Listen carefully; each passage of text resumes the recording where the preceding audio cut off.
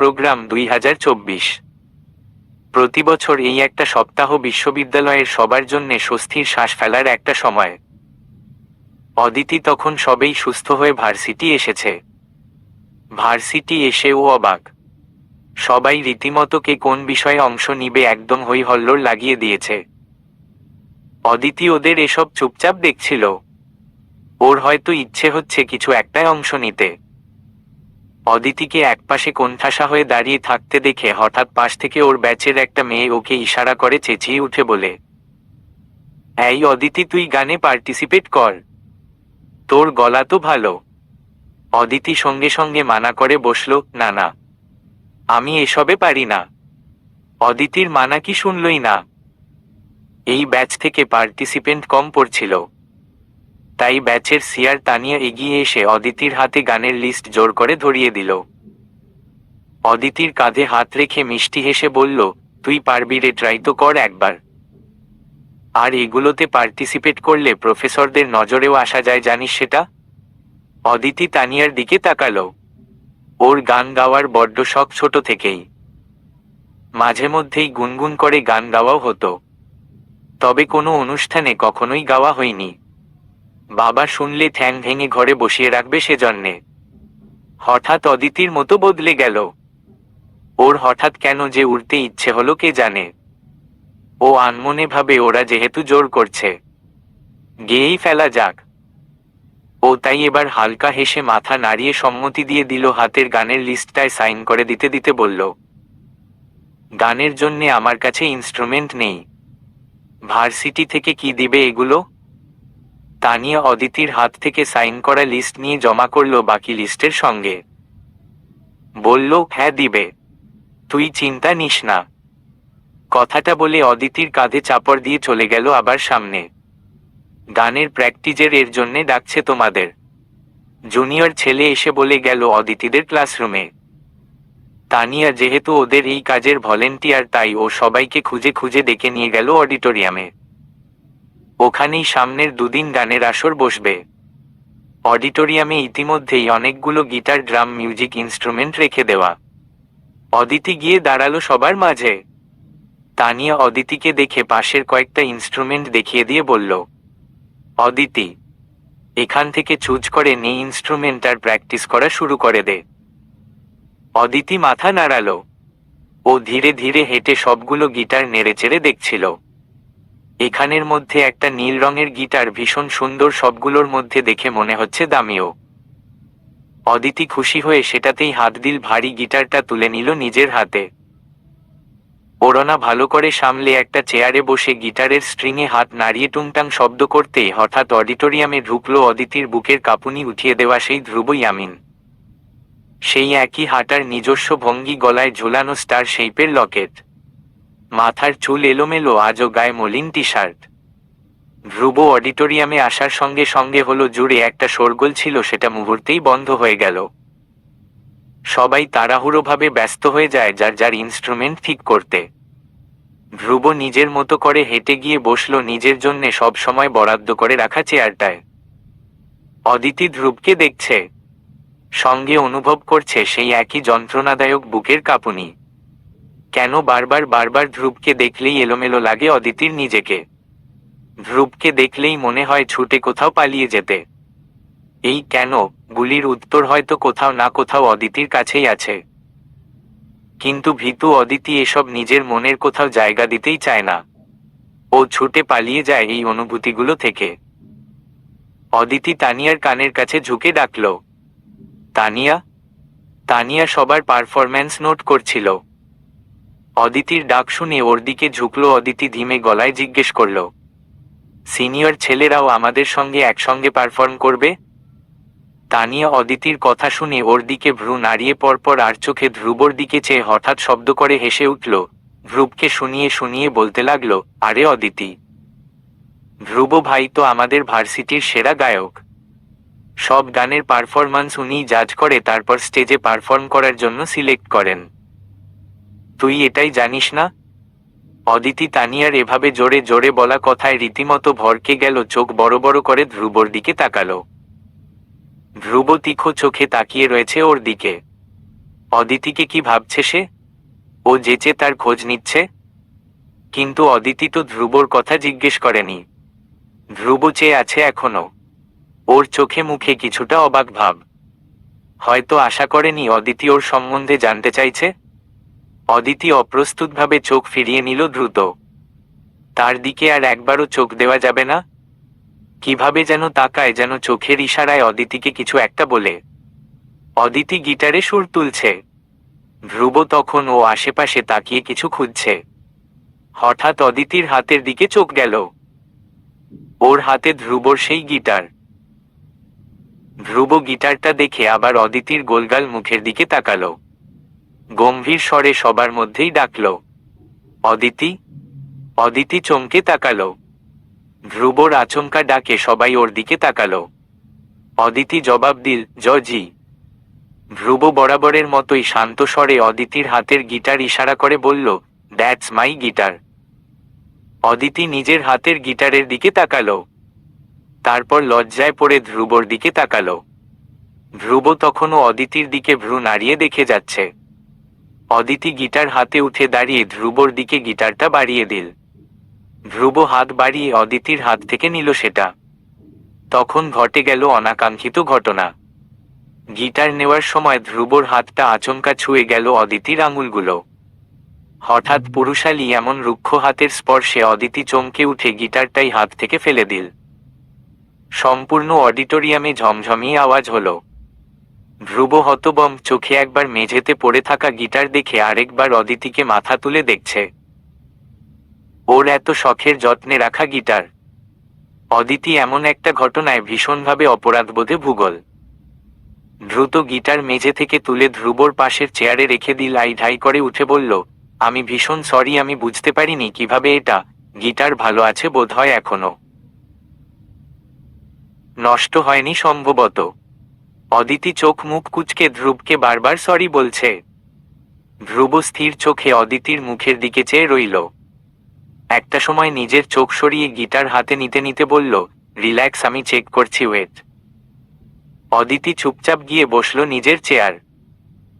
ধ্রুব গিটারের স্ট্রিংয়ে আঙুল নাড়িয়ে সুর তোলার চেষ্টা করছে। অথচ সুরগুলো ছন্দপতন হচ্ছিল বারবার। অদিতি তীব্র অপরাধবোধ নিয়ে ধ্রুবকে দেখছে। ধ্রুব বিরক্তি হয়ে গিটারটা রেখে দিল। পাশ থেকে একটা ছেলে বলল, ভাই, গিটারটা ঠিক করাতে হবে বোধহয়।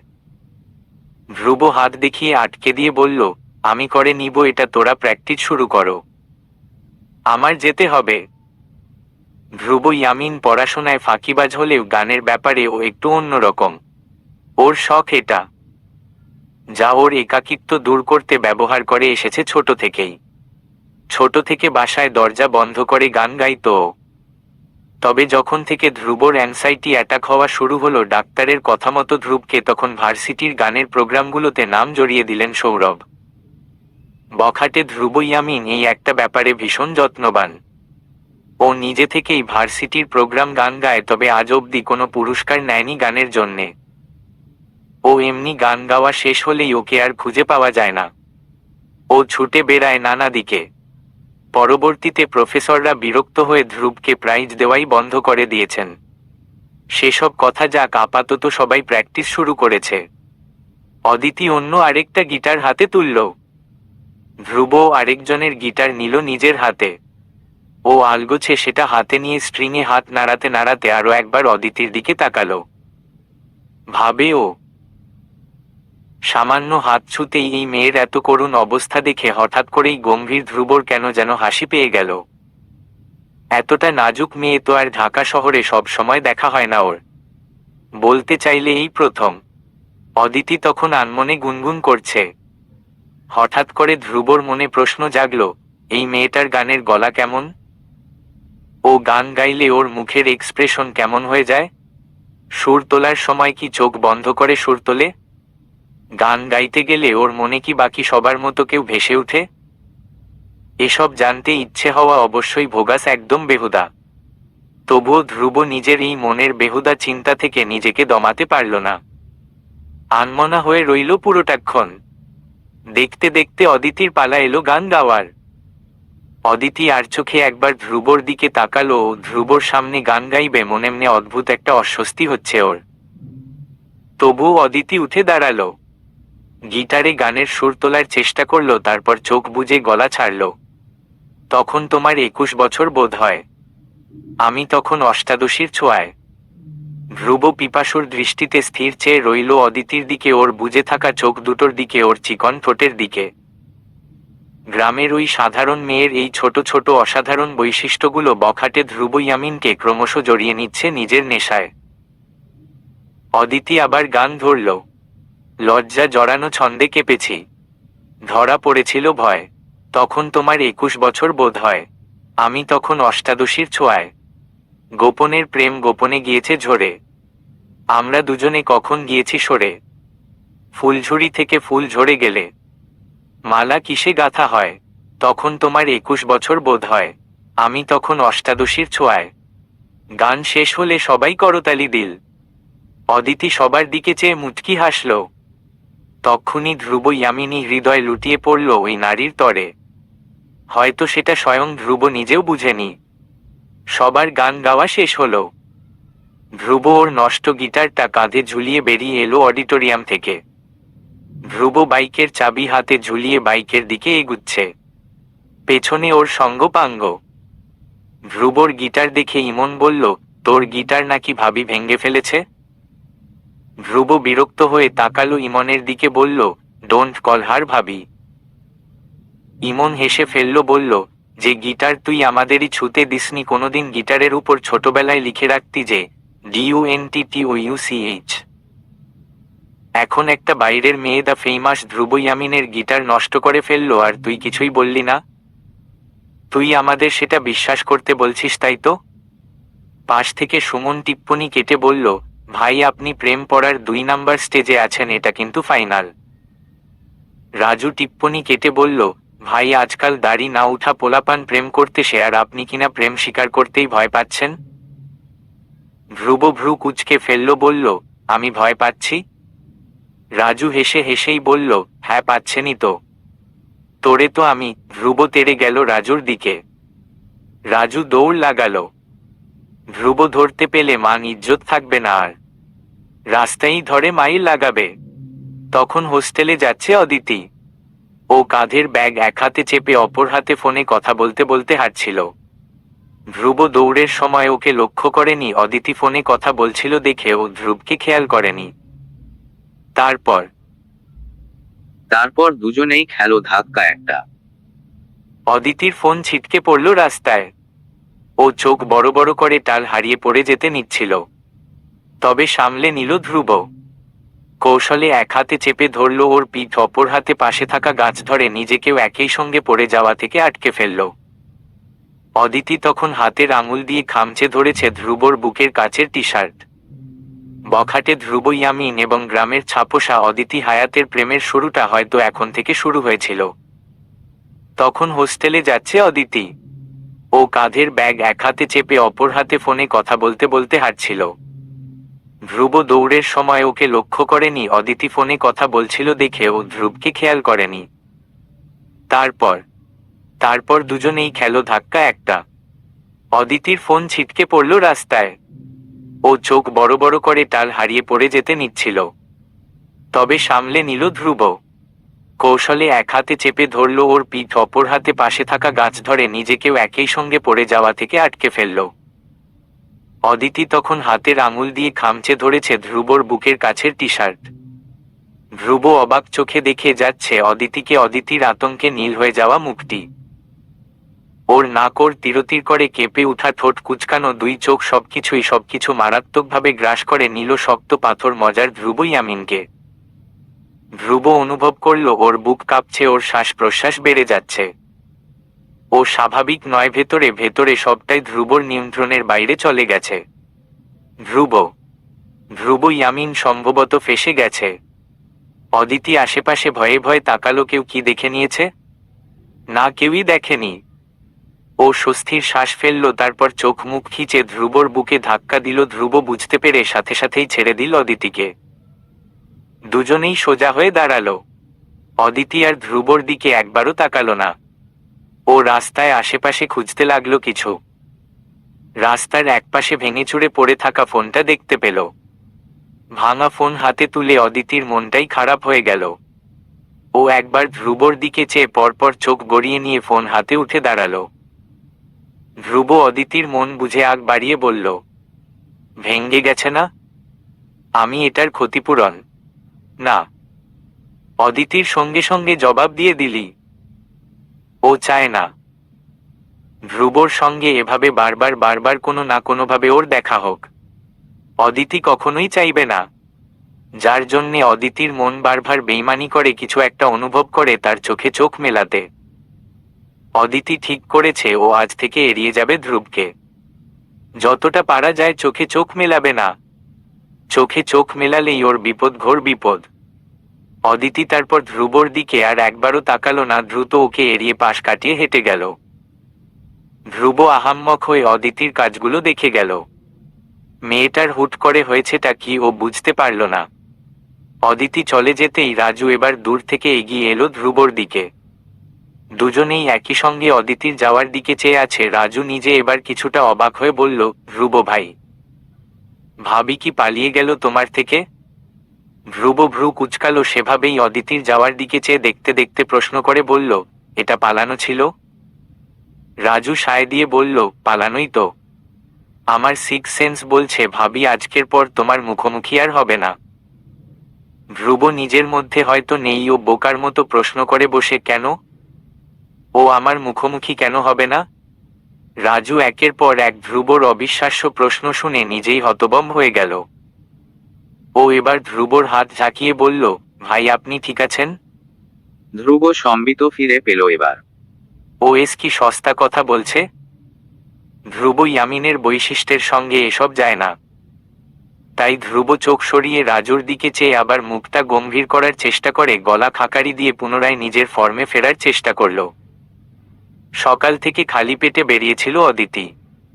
দুপুরের দিকে এবার ক্ষুধায় পেট চো করতে শুরু করে দিয়েছে। তাই ক্লাসের ফাঁকে একবার ব্রেক পেয়ে ক্যান্টিনে এসে বসেছে, সিঙ্গারা আর চা অর্ডার দিয়েছে। হঠাৎ অদিতির সামনে এসে বসে পড়ল ধ্রুবদের ক্লাসের এক ছেলে। অদিতি ভরকে গিয়ে বড় বড় চোখে তাকালো ছেলেটার দিকে। ছেলেটা অদিতির দিকে হেসে তাকালো।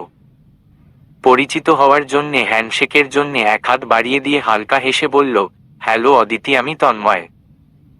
অদিতি তন্ময়ের বাড়িয়ে দেওয়া হাতের দিকে তাকালো।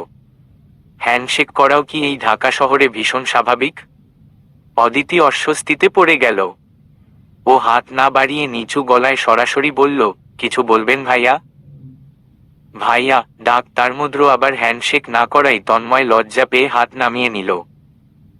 গলা খাকারি দিয়ে বলল, হ্যাঁ আসলে আমি তোমার গান শুনেছিলাম। অসম্ভব সুন্দর গান গাও তুমি। অদিতি ধীমে স্বরে বলল, থ্যাংক ইউ। হঠাৎ ওদের কথার মধ্যে ধ্রুব ওর সঙ্গপাঙ্গকে নিয়ে ক্যান্টিনে ঢুকল।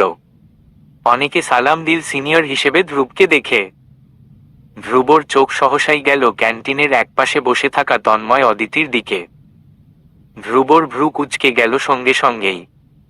ওর কানের কাছে সুমন এসে বিড়বিড় করল, ভাই তন্ময় আবার আপনার জিনিসে নজর দিচ্ছে। দেখেন ভাবিকে যেভাবে দেখছে মনে হয় খেয়ে ফেলবে। ধ্রুব বিরক্ত হয়ে সুমনের দিকে তাকালো।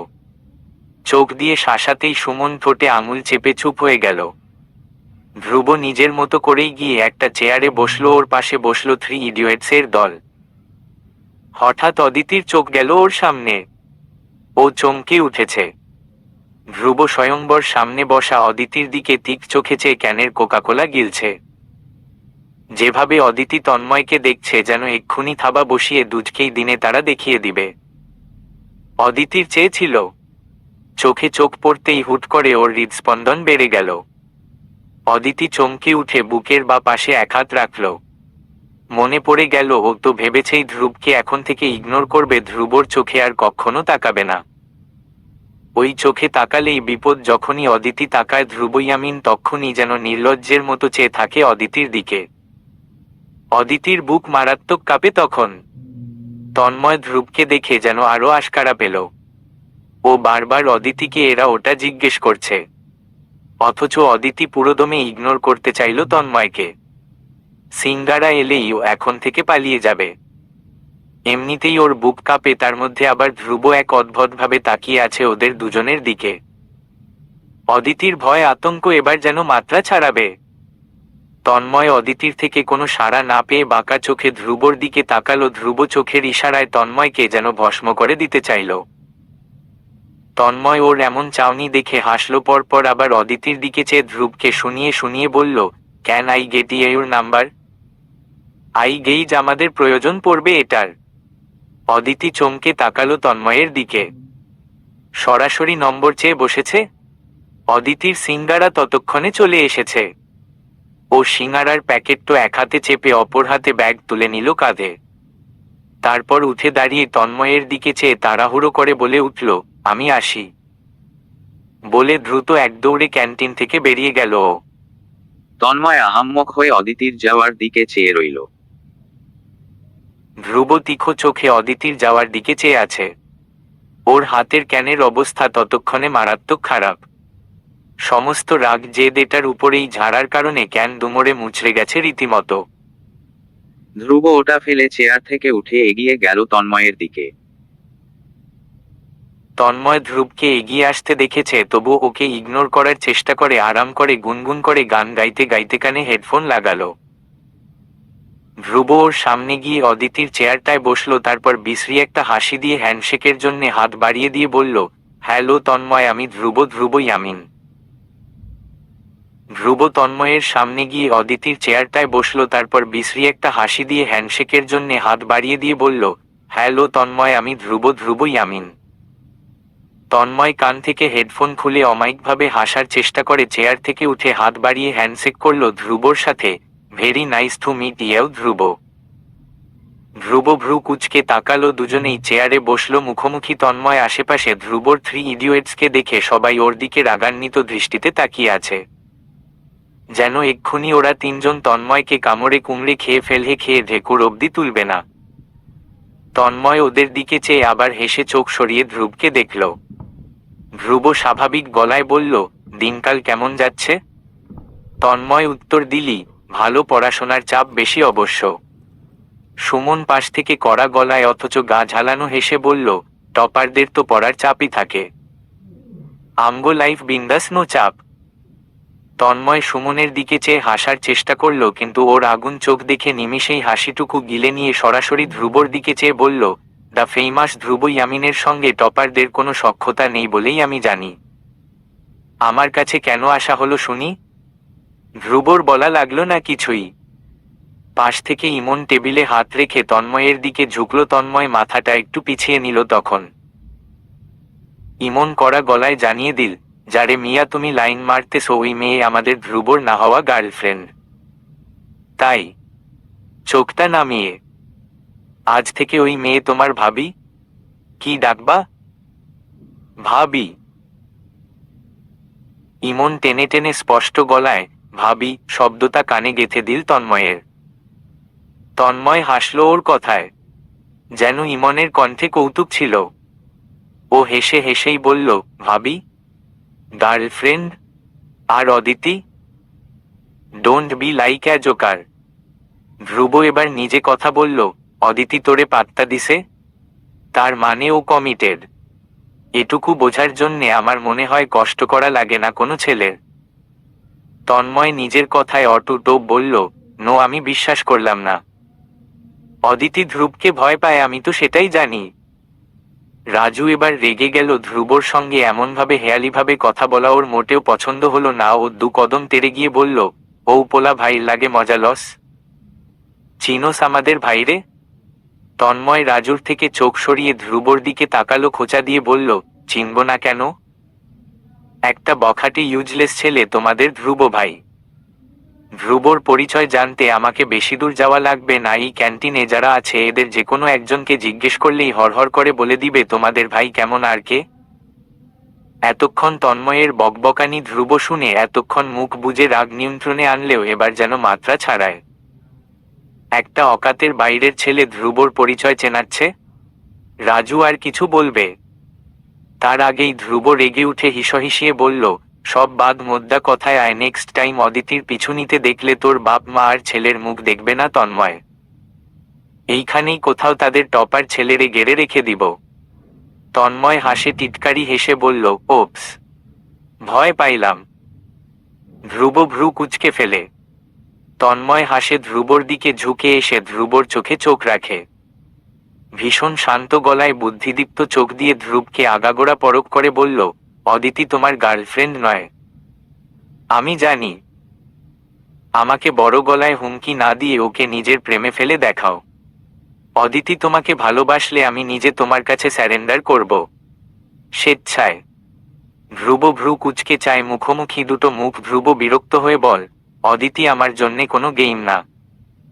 ওকে আমি ধ্রুব থেমে গেল হঠাৎ। ধ্রুবর দোনা মোনা দেখে তন্ময় হাসে, ওসব কথা পাত্তা না দিয়ে নিজের মতো করে বলল, জিতে দেখাও ওকে। বেট লাগালাম, যে হারবে সে ভার্সিটির সবার সামনে উইনারের পা ধরবে। হোয়াট সে? ধ্রুব তাকায় হঠাৎ করে, ওর তীক্ষ্ণ চোখগুলোতে যেন উজ্জ্বলতা খেলে গেল। ও এক পর্যায়ে হেসে উঠে তন্ময়ের দিকে চেয়ে বিশ্বাসী গলায় হাত বাড়িয়ে দিয়ে বলল, পাক্কা। তন্ময়ও হেসে হাত বাড়িয়ে হ্যান্ডশেক করে বলল, পাক্কা। ধ্রুবর পুরো দল ওদের দুজনের দিকে ড্যাবড্যাব চোখে চেয়েছিল পুরোটাক্ষণ। ধ্রুব নিজের স্বভাবের বাইরে গিয়ে একটা অকাতের বাইরের ছেলের সঙ্গে বেট লাগিয়েছে। ওদের যেন এই বিষয়টা বিশ্বাস করতেই কষ্ট হচ্ছে। ধ্রুব আপাতত ওদের আড্ডাখানায় এসে দাঁড়িয়েছে। বাকিরা তখনও ধ্রুবকে দেখে যাচ্ছে অদ্ভুত দৃষ্টিতে। ধ্রুব ইতিমধ্যেই অদিতির পুরো ডিটেইলস জোগাড় করে ফেলেছে। ও একজনের কাছে ফোন কলে অদিতির সম্পর্কে সবকিছু জেনে মাত্রই ফোন রাখল। এবার কথা বলার সুযোগ পেয়ে ইমন কথা তুলল, অবিশ্বাস নিয়ে বলল, তুই বেট লাগালি ধ্রুব? আমার বিশ্বাস হচ্ছে না, বাই গড। ওই পোলা তোর পায়েরও যোগ্য নয়। ধ্রুব হাতের ক্যানটায় চুমুক দিতে দিতে গা ছাড়াভাবে বলল, জানি। তাহলে কোন দুঃখে এমন ফালতু বেট লাগালি? ইমন এবার যেন ভীষণ বিরক্ত হলো। ধ্রুব ক্যানটা আঙ্গুলের ফাঁকে নিয়ে ঝাঁকিয়ে আবারও চুমুক দিল, তারপর বিশ্রী হেসে বলল, কারণ হি নিডস সামথিং স্পাইসি। কেউই বুঝল না ধ্রুব কি বোঝাতে চাইছে। রাজু বলল, মানে ভাই? ধ্রুব ক্যান ফেলে দিল রাস্তাতে। জিন্সের পকেটে দুটো হাত ঢুকিয়ে লাফিয়ে লাফিয়ে ক্যানকে জুতো দিয়ে বলের মতো গড়িয়ে সামনে নিতে নিতে বলল, মানেটা হচ্ছে, from now I can see Tanmoy ভার্সিটির সবার সামনে আমার পা ছুঁয়েছে আর আমি ওর মুখের মধ্যে লাথি দিচ্ছি। ইমন বলল, তার মানে তুই একদম শিওর অদিতি তোকেই ভালোবাসবে? ধ্রুব একদম চুপ হয়ে গেল, কথা বাড়াল না এই প্রশ্নে। নিজের মতো করেই ক্যান নিয়ে খেলছে ও। সুমন কিছুটা ভাবুক হয়ে বলল, ভাই ভাবিকে পটানো এতটা সহজ হবে না আমার মনে হয়। এত ভয় এনার ভেতরে, আপনাকে দেখলেই তো পালিয়ে যায়। ধ্রুব এবার কিছুটা হাসল, সুমনের দিকে চেয়ে মৃদু হেসে আবার মুখ গম্ভীর করে খেলায় মন দিয়ে বলল, আর পালাবে না, আমি এসে গেছি। ধ্রুব ক্যানটা গড়িয়ে নিতে নিতে নিজের বাইকের সামনে নিয়ে এলো। ক্যানটা আবার জুতো দিয়ে সে দুমড়ে মুচড়ে ছুঁড়ে ফেলে বাইকে চড়ে বসল। ইমন বলল, কোথায় যাচ্ছিস এখন আবার? ধ্রুব বাইকের ইঞ্জিন চালু করতে করতে জবাব দিল ছোট করে, মহাখালী। তোদের ফ্যাক্টরিতে। উহু আমাকে দেখে যা রাতটা কাঁপে, দেখি তার কাঁপুনি কমাতে পারি কিনা। অদিতি সবে টিউশন করিয়ে বেরিয়েছে, ওর জন্য ধ্রুব ওদের ফ্যাক্টরির সামনে এসে দাঁড়িয়েছে। ও ওদিকে দাঁড়াতেই গলির মোড়ে যতগুলো ছেলেপেলে আড্ডা দিচ্ছিল সবাই সুরসুর করে চলে এলো সেখান থেকে। ধ্রুব ওদের যাওয়ার দিকে চেয়ে বাঁকা হাসে। যখন কেউ ধ্রুবকে ভয় পায় ওর ভীষণ ভালো লাগে, আত্মিক একটা তৃপ্তি মেলে তখন। ধ্রুব একটা আধো তৈরি দেয়ালের উপর বসে পড়ে অপেক্ষা করতে লাগলো অদিতির আসার। ওর হাতে বরাবরের মতোই সিগারেট ফু করে ধোঁয়া উপরের দিকে উড়িয়ে দিতে ব্যস্ত সে। অদিতি যখন ওই পথটা পেরুলো ও তখন দেয়াল থেকে আর কি লাফে নেমে দাঁড়ালো দ্রুত। প্যান্টের ময়লা দ্রুত ঝেড়ে কলার ঠিক করে অদিতির দিকে তাকায়। অদিতি আনমনে হাঁটছে। অন্যদিকে ওর মন তেমন নেই। ধ্রুব এগিয়ে গেল 2 কদম। হঠাৎ করে কি মনে করে আটকে গেল ওর পা, আর এগুতে পারে না। পা দুটো থেমে গেল ওর। ফুরফুরে মনটা ওর সংকীর্ণ হয়ে যায়। ধ্রুব যতই মন্ত্রীর ছেলে হোক, ও তো অদিতির কাছে সেই একই রাস্তার বখাটে একটা ছেলে, যার কাজ রো করা, মানুষকে হ্যানস্থা করা। এতকাল ধ্রুব নিজের কাজগুলো নিয়ে একবারও ভাবেনি, কিন্তু এখন যেন অদিতির ওর প্রতি ভয় চোখে ব্যাপারগুলো আঙুল দিয়ে দেখিয়ে দিচ্ছে। ধ্রুব অদিতির দিকে দূর থেকেই চেয়ে রয়। মেয়েটা আজ একটা সাদা রঙের কুর্তি চুড়িদার পায়জামা পরেছে, সুতির ওড়না শালীনভাবে গায়ে জড়িয়ে রাখা। কাউকে মুগ্ধ করার তারা যেন তার নেই। অথচ ধ্রুব এই মলিন বিমুগ্ধ মেয়েটাকেই দূর থেকে মনটা ভরে দেখে যাচ্ছে। সাদা গায়ে অদিতির সৌন্দর্য যেন রীতিমতো চোখে লাগছে ধ্রুবর। অস্থিরভাবে রোবটের মতো চেয়ে রয় ওর দিকে। অদিতি হেঁটে একটা ফোনের দোকানে ঢুকছে। ধ্রুব কি মনে করে হঠাৎ নিজেই বরাবরের মতো নিজের সংকীর্ণ মনের সঙ্গে বেঈমানি করে ওকে চমকে দিয়ে বড় বড় পা ফেলে নিজেও ফোনের দোকানে ঢুকে পড়ে। ধ্রুব এই মলিন বিমুগ্ধ মেয়েটাকেই দূর থেকে মনটা ভরে দেখে যাচ্ছে। সাদা গায়ে অদিতির সৌন্দর্য যেন রীতিমতো চোখে লাগছে ধ্রুবর। অস্থিরভাবে রোবটের মতো চেয়ে রয় ওর দিকে। অদিতি হেঁটে একটা ফোনের দোকানে ঢুকছে। ধ্রুব কি মনে করে হঠাৎ নিজেই বরাবরের মতো নিজের সংকীর্ণ মনের সঙ্গে বেঈমানি করে ওকে চমকে দিয়ে বড় বড় পা ফেলে নিজেও ফোনের দোকানে ঢুকে পড়ে। অদিতি তখন তার হাতের বাটন ফোন দোকানিদের দিকে বাড়িয়ে রেখেছে। দোকানি ধ্রুবকে দেখে অদিতিকে এড়িয়ে দ্রুত উঠে দাঁড়িয়ে সালাম ঠুকল। সালাম ধ্রুব ভাই। ধ্রুব মাথা নাড়িয়ে বসতে বলল। অদিতি ধ্রুবর নাম শুনেই মুহূর্তেই কেমন গুটিয়ে গেল। ওর হাত স্পষ্ট কাঁপছে। ও কাঁধের ব্যাগটা খামচে ধরে স্থির হয়ে গেল। ধ্রুব ততক্ষণে ওর পাশে এসে হেলান দিয়ে দাঁড়িয়েছে। অদিতি স্পষ্ট ঘ্রাণ শুকছে ধ্রুবর গা থেকে, ভাসছে মাদকের মতো পারফিউমার সুঘ্রাণ। এই পারফিউমের ঘ্রাণ ধ্রুব যখন দোকানে ঢুকেছে তখনই পুরো দোকানময় ছড়িয়ে গেছিল। ধ্রুব অদিতিকে দেখল, ওকে কাঁপতে দেখে ধ্রুব হেসে উঠল নিঃশব্দে। দোকানি বড় বড় চোখে ধ্রুবর হাসি দেখে স্তব্ধ হয়ে অদিতির দিকে তাকালো। অদিতি তখন ওর বাটন ফোন থেকে সিম খুলছে। দোকানি ওদের দুজনকে দেখে যা বোঝার বুঝে গেল। উনি ধ্রুবর দিকে চেয়ে ভ্রু বাঁকিয়ে অদিতিকে ইশারা করে কিছু বোঝালো। ধ্রুব সম্মতিস্বরূপ হাসল। দোকানি এবার ঠোঁট ভরে হেসে সঙ্গে সঙ্গে পাশে থাকা সহকারীকে তারা দেখালো, ওই সবুজ ম্যাডাম রে চেয়ার আইনা দে। ধ্রুব ভাই, আপনি আমার এই সোফায় এসে বসেন। কি খাবেন বলেন? কোকা নাই? আপনি তো খান দেখি সব সময়। ধ্রুব আরো কিছুক্ষণ থাকবে নাকি এখানে? অদিতি আর চোখে ধ্রুবর দিকে ওকে তাকালো। ধ্রুব ততক্ষণে সোফায় পা ছড়িয়ে বসেছে। দোকানি ধ্রুবর কিছু বলার আগেই কোক একটা হাজির করেছে। অদিতির জন্য এনেছে আইসক্রিম। দোকানি অদিতিকে আইসক্রিম সাজছে দেখে ও ভীষণ অবাক হলো। অদিতি অপ্রস্তুত ভঙ্গিতে দ্রুত দুহাতে মানা করে বসলো, লাগবে না আমার ভাইয়া, আপনি খামোকা এগুলো আনলেন কেন? আমি খেয়ে এসেছি। লজ্জায় পড়ে এমন নানা কথাই বলতে লাগলো ও। দোকানি শুনল না। জোরপূর্বক হাতে আইসক্রিম ধরিয়ে দিয়ে গাল ভরে হেসে বলল, আমাদের ভাই কিন্তু বাইরে শক্ত হলেও ভেতরে ভীষণ নরম ভাবি। আপনি তারে ভালো রাইখেন। ধ্রুব দোকানিদের এভাবে সরাসরি বলা দেখে খুব খুব করে কেসে উঠল। অদ্বিতীয় ভ্রু কুঁচকে ফেলল, এই ভাবি ভার্সিটি ছাড়িয়ে ডাক এত দূর অব্দি এসে গেছে। এসব নিশ্চয়ই ধ্রুব বা এর গ্যাংয়ের কাজ। অদিতি এবার কিছুটা বিরক্ত হলো ধ্রুবর দিকে তাকালে ধ্রুব দু কাঁধ উঁচু করে ঠোঁট উল্টে ফেললো, এমন একটা ভান করলো যেন এসবের কিছুই ওর কাজ নয়। অদিতি ছোট করে হতাশার শ্বাস ফেলল। ও দোকানিদের দিকে চেয়ে বলল, ভাইয়া আমার ফোন কবে নাগাদ ঠিক করে দিতে পারবেন? দোকানি অদিতির ফোনটা সহকারীকে ডেকে ওর হাতে দিয়ে দিল। অদিতির দিকে চেয়ে যথাসম্ভব অমায়িক গলায় বলল, আজকেই দিব ভাবি। আপনার কাজ সবার আগে হবে, আমার দোকানে 10 মিনিট খাড়ান। প্রতি বাক্যে এতবার ভাবি ডাকা রীতিমতো হজম হচ্ছে না অদিতির। ও এবার দোকানিদের দিকে চেয়ে গম্ভীর গলায় বলে উঠল, ভাইয়া আমি বিয়ে করিনি এখনো। আমাকে প্লিজ ভাবি ডাকবেন না এভাবে।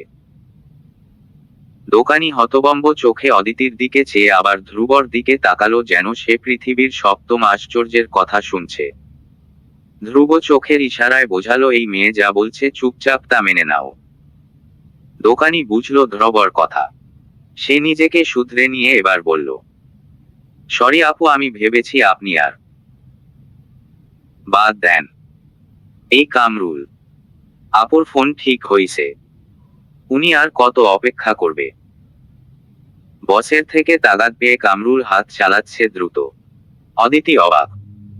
একটু আগে এই দোকানি তাকে বলেছে পরশু এসে ফোন নিয়ে যেতে, এখন 10 মিনিটের মধ্যেই কাজ হাসিল। ওর বুঝে কিছুই আসলো না। অদিতির ফোন ঠিক করে দেওয়া হলো। দোকানি অদিতির দিকে ফোন এগিয়ে দিয়ে বলল, আপু আপনি এই যুগে এসেও বাটন ফোন ইউজ করেন? আমার দোকানে কিন্তু ভালো টাচ ফোন আছে, দেখাবো আপনাকে। অদিতি দোকানে সাজিয়ে রাখা স্মার্টফোনগুলোর দিকে এক নজর চোখ বুলিয়ে তারপর মলিন হেসে বলে, লাগবে না ভাই, আসি, থ্যাংক ইউ কাজটা এত দ্রুত করে দেওয়ার জন্যে। দোকানি লাজুক হাসলো। অদিতি চলে যেতেই দোকানি ধ্রুবর দিকে এগিয়ে গেল। ধ্রুব দোকানিদের হাতে খালি কোকের ক্যান ধরিয়ে দিয়ে উঠে দাঁড়ালো। দোকানি ধ্রুবর দিকে চেয়ে হতাশ গলায় আফসোস স্বরে বলল, ভাই ভাবি পটেনি এখনো না? ধ্রুব উত্তর দিল না। দোকানিদের দিকে 1000 টাকার একটা নোট বের করে দিয়ে বলল, এটা রাখো, ও যতবার এই দোকানে আসবে ততবার আমার বউ হিসেবে বেস্ট ট্রিট দিবে। দোকানি হাতে 1000 টাকার নোট নিয়ে ফ্যালফ্যাল চোখে ধ্রুবর দিকে চেয়ে রইল। ধ্রুব ততক্ষণে দোকান থেকে বেরিয়ে অদিতির পিছু নিয়েছে। আই মেয়ে দাঁড়াও, কথা আছে তোমার সঙ্গে। ধ্রুব দৌড়াতে দৌড়াতে পেছনে থেকে ডেকে আসছে। অদিতি থেমে গেল। নিঃশ্বাস আবারও থেমে গেছে যেন। যেই ধ্রুব এগিয়ে গিয়ে ওর সামনে এসে দাঁড়ালো, হৃৎপিণ্ডে যেন একদম লাফিয়ে উঠে দ্রুত সঞ্চালিত হতে থাকলো। প্রতিবার কেমন এমন হয়? ধ্রুব কাছাকাছি এলেই অদুটি বুঝতে পারে ও আর স্বাভাবিক থাকছে না। উলট পালট হচ্ছে ও। এমনটার কারণ কি? অদিতি ভয়ে ভয়ে আশেপাশে তাকালো, কেউ কি দেখছে ওদের? কদি বাবা জেনে যায়। ধ্রুব ওর তাকানো দেখে বুঝে ফেললো, আশ্বস্ত করার জন্যে শান্ত স্বরে বলল, কেউ নেই এখানে, রিল্যাক্স। অদিতি তবুও ভয় কাটল না। ও ধ্রুবর চোখে চোখ রাখছে না। অন্যদিকে চেয়ে কাঁধের ব্যাগটা এক হাতে খামচে ধরে চাপা স্বরে জিজ্ঞেস করলো, কি চাই আপনার? চাই তো অনেক কিছুই। তবু ধ্রুব আপাতত সেসব কথায় গেলই না। সরাসরি ও কথা বাড়ালো, বলে উঠল, আমার গিটার। মানে? অদিতি মাথা তুলে তাকালো ওর অবাক গলা। আমার গিটার নষ্ট করে ফেলেছিলে, সেটা তুমি ঠিক করে আমায় ফেরত দিবে। আগামীকাল আমাদের আড্ডার জায়গায় এসে নিয়ে যাবে, মনে থাকে যেন। কিন্তু ওটা আমি ইচ্ছে করে করিনি, অদিতি অস্বস্তি নিয়ে বলল। তো তোমার ইচ্ছে বা অনিচ্ছার ভিত্তিতে কেউ চলবে নাকি? কাল এসে নিয়ে যেন যাও। নাও গো। ধ্রুবর শক্ত কাঠোকাঠ স্বর যেন অদিতির গলা শুকিয়ে ফেলল। এতদিন ধ্রুবর নরম ব্যবহার দেখে অদিতি কি সব আকাশ কুসুম ভেবে বসেছিল। অথচ এখন পুরো চিত্রই ভিন্ন। ধ্রুব বাইরে যেমন শক্ত, ভেতরে তেমনই শক্ত। অদিতি এতকাল ভুল ভেবে এসেছে। ধ্রুবর এমন রূপ দেখে ওর মুখটা এবার শুকনো হয়ে গেল।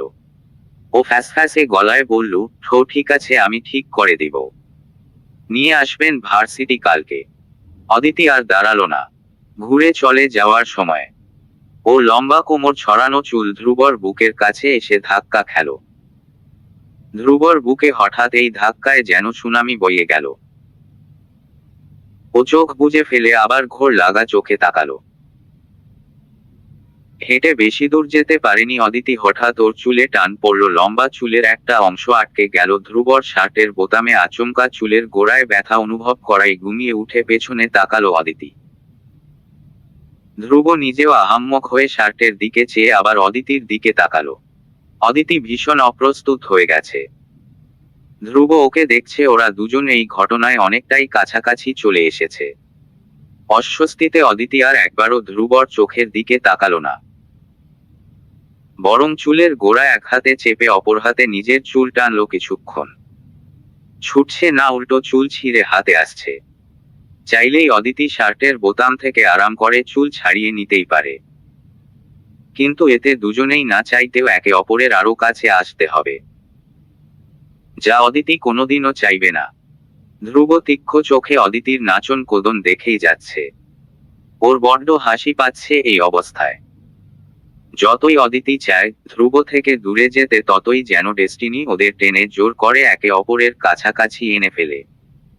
অদিতি চাইলেও যেমন ধ্রুবকে ইগনোর করতে পারেনি, তেমনি ধ্রুব নিজেও না চেয়েও ছুটে এসেছে এতটা পথ।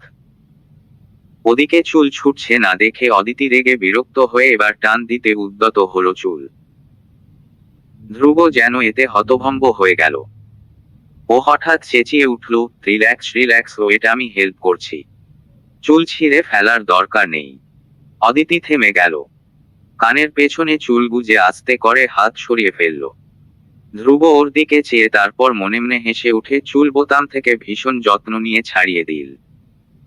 তারপর অদিতির দিকে চেয়ে বলল, ডান, এতগুলো চুলে ছিঁড়লে অযথাই। ধ্রুবর ঠোঁটে উপহাস। অদিতি মাথা নিচু করে ছোট করে ধন্যবাদ বলল, তারপর এক ছুটে বেরিয়ে গেল। অদিতি দৌড়ে চলে যাচ্ছে। ধ্রুব বুকের শার্টের ওই বোতাম আরো একবার দেখল, তারপর অদিতির যাওয়ার দিকে চেয়ে হঠাৎ করেই ওর হাসি ফুটল ঠোঁটে। ধ্রুব আনমনে হয়ে বলে বসল, এমন শুকনো থ্যাংক ইউ আশা করিনি। ধ্রুব সেদিন বাড়ি ফিরল। বাড়ি ফিরলে দেখে সৌরভ ইয়ামিন খাবার টেবিলে বসে খবরের কাগজ পড়ছেন। সার্ভেন্ট খাবার বেড়ে টেবিলে সাজাচ্ছে। ধ্রুব যেতেই সৌরভ খবরের কাগজ রেখে ফেললেন দ্রুত। উদ্দেশ্য, ছেলে দেখুন তাকে, বুঝুক বাবা যে সময় ফ্রি থাকে সেই সময় পুরোটাই তার ছেলের জন্যে। সৌরভ মুখ ভরে হেসে ছেলেকে ডাকলেন, ধ্রুব আসো বাপ, এরা আজ অনেক দিন পর একসঙ্গে খাবার খাবো। ধ্রুব বাঁকা চোখে তাকালো, পরপর তাচ্ছিল্যের হাসি হেসে বলল, কামমন এখানে কেউ নেই তোমার নাটক দেখার জন্যে, ইউ ক্যান এনজয়। ধ্রুব সিঁড়ি ভেঙ্গে উপরে উঠে গেছে। সৌরভ ইয়ামিনের বুকটা কেঁপে উঠল। বাবাদের ছেলের প্রতি ভালোবাসাটুকু ধ্রুব কত সহজেই নাটক বলে চলে গেল। ছেলের প্রতি এই দূরত্ব সৌরভকে বড্ড পড়ায়।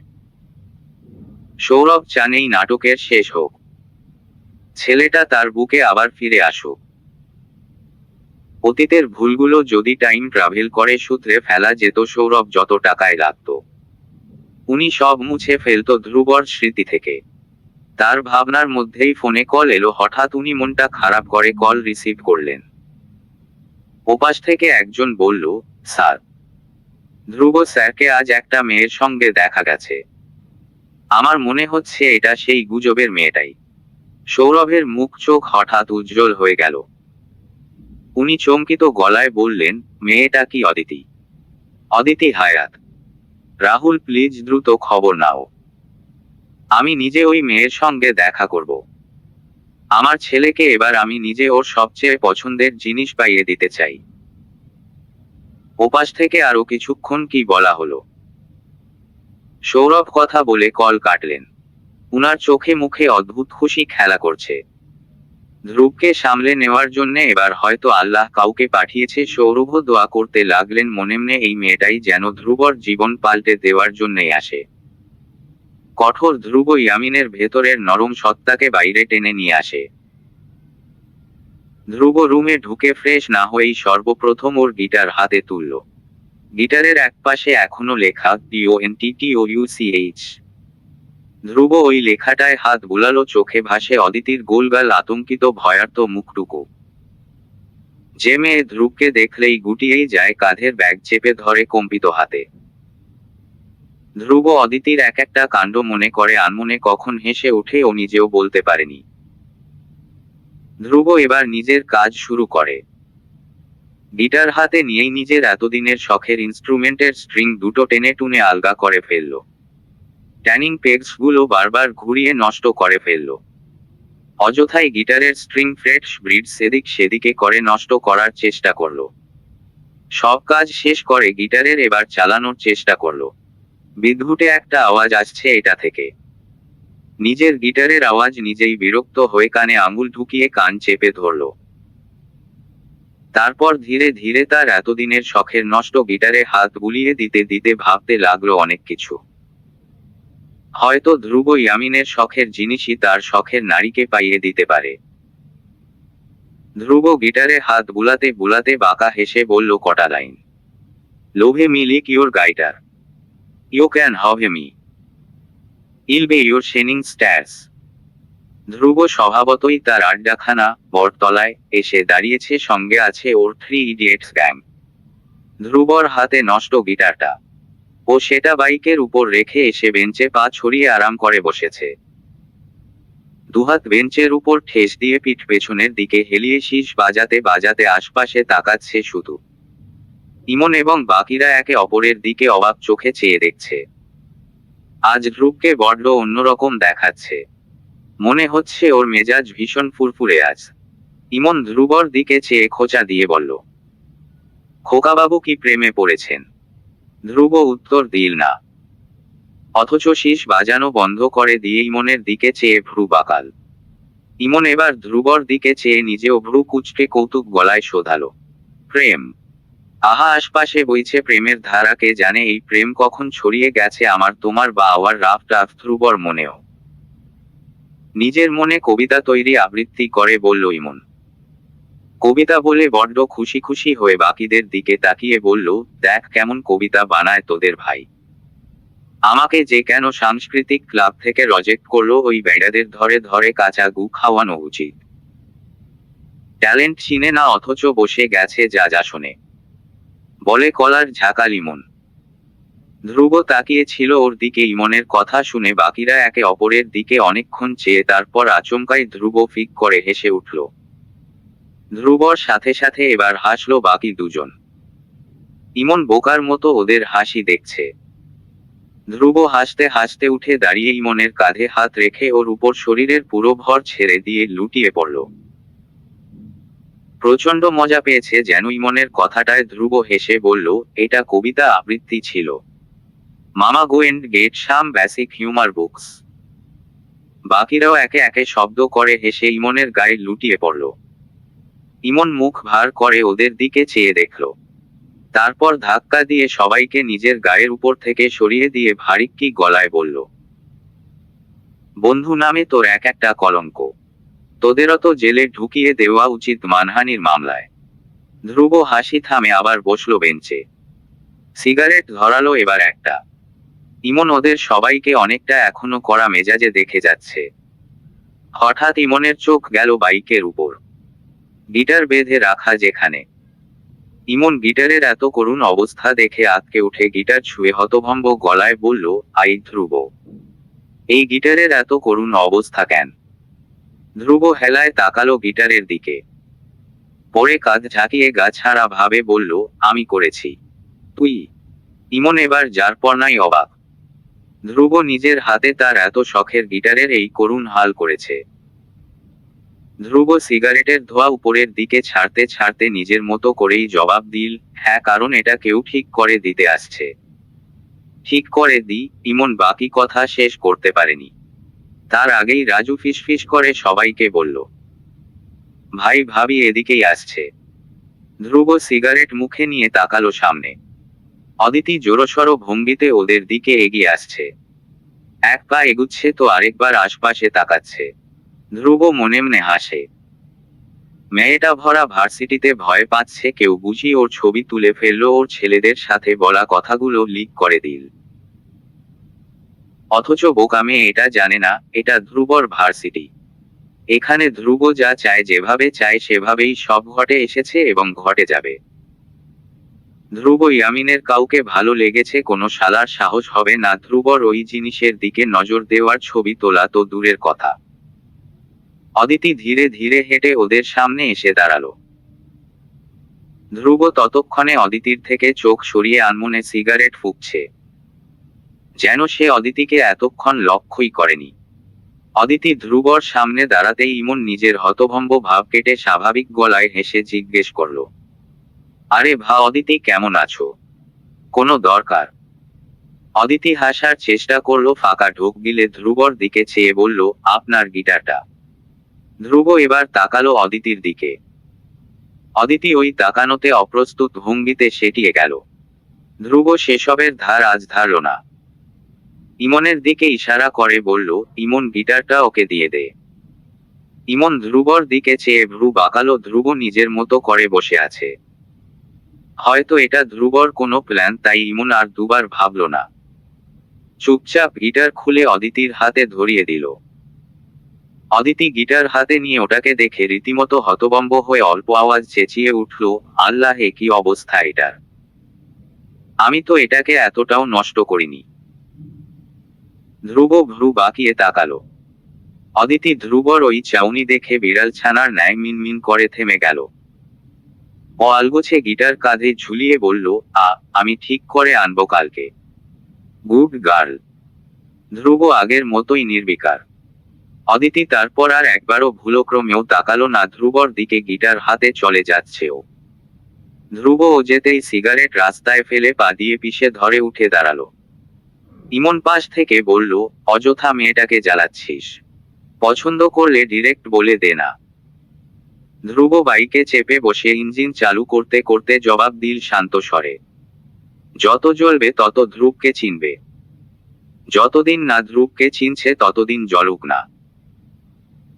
সেদিনের কয়েকদিন পরেই আসে কালচারাল প্রোগ্রামে 2024 এর ফাইনাল দিনটা। পুরো বিশ্ববিদ্যালয় যেন আজ নতুন রঙে সেজেছে। সম্পূর্ণ বিশ্ববিদ্যালয় নিয়ন বাতি দিয়ে সাজিয়ে রাখা, হরেক রকম ফুল দিয়ে সদর গেইট সাজানো হয়েছে। অতিথিদের বরণ করার জন্যে মালা আনানো হয়েছে, ফুল চকলেটসের ঢালা সাজানো হয়েছে। যাকে বলে হৈ হৈ রৈরি অবস্থা পুরো বিশ্ববিদ্যালয় জুড়ে। ওদিকে কাঠের পুরনো দিনের আলমারির সামনে ভ্রু কুঁচকে কোমরের দুপাশে হাত রেখে দাঁড়িয়ে আছে অদিতি। ও আজ কি পড়বে সেটাই এতক্ষণ ধরেও ভেবে পাচ্ছে না। ওর আজ পারফরমেন্স আছে। গান গাইবে সে অতগুলো মানুষের সামনে। তবে সেটা লুকিয়ে। তানিয়া কথা দিয়েছে ওকে কেউ অদিতির ভিডিও করবে না, ছবি তুলবে না। এটা দেখার দায়িত্ব তানিয়ার নিজের। অদিতির বাবা কোনোদিন জানবে না অদিতি আজ অতগুলো লোকের সামনে গান গেয়েছিল। অদিতি তানিয়ার কথায় কিছুটা ভরসা পাচ্ছে এখন। প্রথমে অদিতি ভেবেছিল লাল রঙের আনারকলি জামা পরবে, কিন্তু তানিয়া কোথা থেকে একটা নীল শাড়ি এনে ওর হাতে ধরিয়ে দিয়েছে। অদিতি মানাও করতে পারেনি, তানিয়া রীতিমতো ধরে বেঁধে শাড়িটা পরিয়ে হালকা সাজিয়েও দিয়েছে। এতগুলো গণ্যমান্য লোক আসবে যে সে ভাবে তো তাদের সামনে পারফরমেন্স করা যায় না। সাজ শেষে তানিয়া ঘড়ি দেখল, দেরি হয়ে যাচ্ছে ওদের। তানিয়া তারা দেখালো। এবার অদিতি রুম থেকে বেরোনোর আগে ধ্রুবর গিটার তুলে নিল হাতে। তানিয়া ধ্রুবর গিটার মুহূর্তেই চিনে ফেলল। অবাক হয়ে প্রশ্ন করল, এটা ধ্রুব ভাইয়ের গিটার না? এটা তোর রুমে কেন? অদিতি চাপা স্বরে মুখ লুকিয়ে বলল, ঠিক করাতে এনেছিলাম। তুই ঠিক করাতে এনেছিস? ধ্রুব ভাই নিজে দিয়েছে ঠিক করাতে। তানিয়া কিছুটা সন্দেহ নিয়ে বলল। অদিতি সরল মনে জবাব দিল, আমি সেদিন এটা নষ্ট করে ফেলেছিলাম না, তাই আমাকে এরা ঠিক করানোর জন্যে জোর করে হাতে ধরিয়ে দিয়েছে। এত বাজে অবস্থা ছিল এটার, আমার কতগুলো টাকা গচ্ছা গেছে জানো। তানিয়া হা করে অদিতির বলা ধ্রুবর প্রতি অভিযোগগুলো শুনছিল। অদিতির কথা শেষ হতেই তানিয়া এবার ফিক করে হেসে উঠল। অদিতি বোকার মতো ওর হাসি দেখে বলল, হাসছো কেন? তানিয়া ঠোঁট চেপে হাসি আটকানোর চেষ্টা করে এগিয়ে এসে দু কাঁধ আগলে ধরল অদিতির। ওর গালটা টেনে দিয়ে হেসে বলল, হাসছি কারণ তুই অনেক ভোলা। আহারে, কিভাবে যে সামনে তোর মতো একটা মেয়ে অমন রাফ টাফ মানুষকে সামলাবে, গড নোজ। অদিতি ভ্রু বাঁকালো, আমি আবার কাকে সামলাবো? তানিয়া হেসে উঠে অদিতিকে ঠেলতে ঠেলতে রুমের বাইরে নিতে নিতে বলল,